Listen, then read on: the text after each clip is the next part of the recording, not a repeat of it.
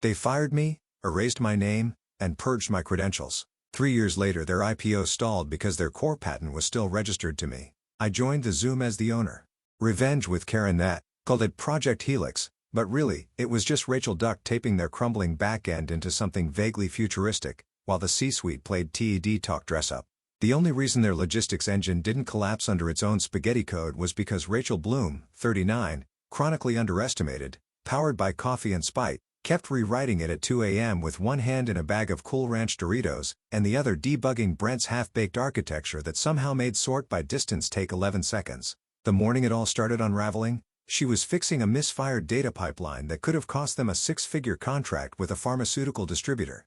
While the tech brothers were busy polishing LinkedIn buzzwords like synergistic autonomy, Rachel was in the trenches, pulling one malformed CSV out of the flames after another. She didn't get medals. She didn't get thanks.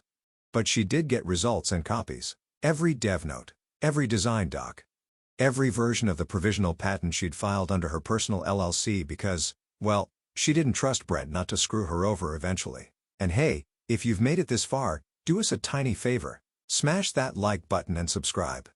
97% of folks listen to these stories without hitting follow, and it'd mean the world to the team pouring bourbon and pixels into these tales. Plus, we've got more twists than Brent has buzzwords. Anyway, Rachel's apartment was equal parts sanctuary and server farm, ferns by the windowsill, half-filled wine glasses on napkin-strewn desks, and 3 whiteboards covered in flowcharts only she could decipher. She didn't do small talk at lunch, didn't hustle for visibility. She just built things that worked. But working in the shadows has a cost.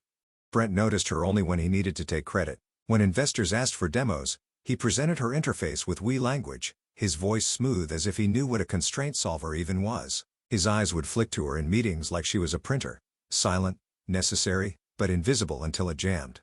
Still, Rachel kept showing up, because somewhere under the sludge of boardroom nonsense, she believed in the problem they were solving.